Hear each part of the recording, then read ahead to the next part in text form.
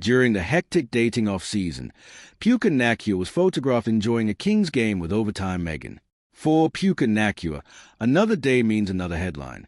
The 25-year-old sports content producer Megan Eugenio, better known to millions of people online as Overtime Megan, was seen standing next to the Los Angeles Rams receiver. On Monday night, the two were seen sitting ringside up against the glass at a Los Angeles Kings hockey game. During the game against the Colorado Avalanche, the two were seen on the video board sitting against the glass behind the net, laughing and leaning in close. They were completely conscious of the cameras surrounding them, or maybe completely unaffected by them. Following the dismissal of head coach Jim Hiller, the Kings lost 4-2 and dropped deeper in the Western Conference standings. However, Nacua stole the show in the stands. This season, the NFL's top receiver has made it a regular part of his off-season regimen. First, there was a playoff webcast with Aiden Ross and N3 on, which provoked criticism and necessitated an apology. Then he sent Sydney Sweeney a message hinting about a skydiving date before acknowledging, "I have an actual fear of heights." This was a flirtation that went viral in Hollywood. It was a fourth-and-long swing worthy of Sean McVay's playbook, and his colleagues referred to it as a Hall of Fame move. Ever since, West Hollywood's Hannah Stocking, Charlotte flared during the Daytona 500, posing with the cheerleaders of the San Francisco 49ers. Just a few days ago, Saya Safri was walking hand-in-hand through an airport and at Topgolf. Eugenio is now a part of the carousel. Following a heated paternity dispute, Nacua's ex-girlfriend Hallie Iono gave birth to their baby in October. Puka Nacua's off-season illustrates how modern stardom operates at the intersection of sports, entertainment, and digital influence. A single ringside appearance with Overtime Megan at a Kings game would once have been a minor celebrity sighting.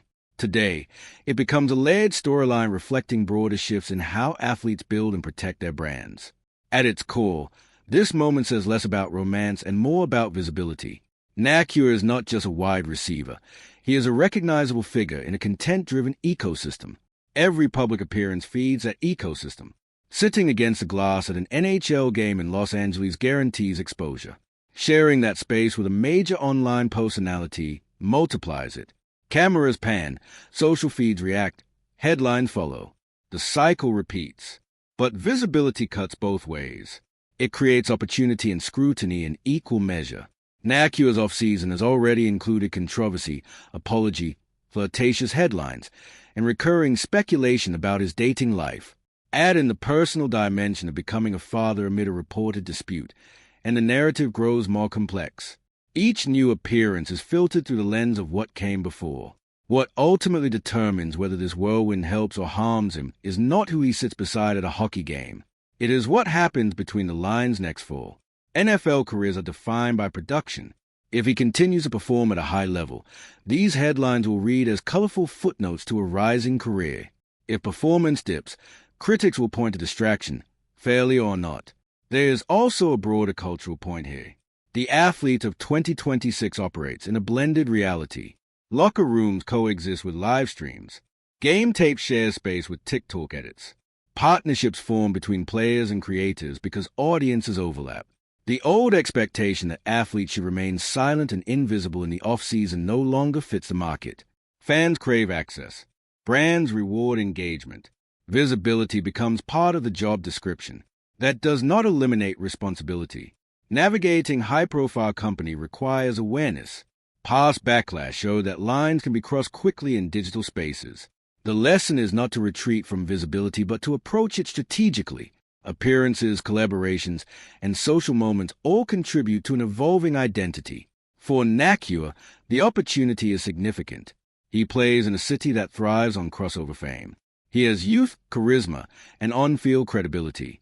If managed well, this off-season attention can strengthen his profile rather than dilute it. If managed poorly, it risks turning him into a tabloid regular rather than a football headline. The Kings game sighting, in isolation, is harmless. Two public figures attended a sporting event and appeared comfortable on camera. The larger meaning comes from accumulation. It reinforces the image of a star fully immersed in celebrity culture during his downtime. Some fans enjoy that. Others prefer a quieter approach. Neither perspective changes the reality that personal freedom exists alongside professional obligation. In the end, Time will compress this entire saga into a simple judgment. Did he deliver when it mattered? If the answer is yes, the off-season becomes part of his lore, an entertaining chapter in a successful career. If the answer is no, critics will retroactively frame every rinkside laugh as evidence of misplaced priorities. Right now, it remains a snapshot, a glass side seat, a smiling exchange, a camera cutaway, a headline. The substance of Nacua's legacy will be written elsewhere, under stadium lights, when the regular season begins again.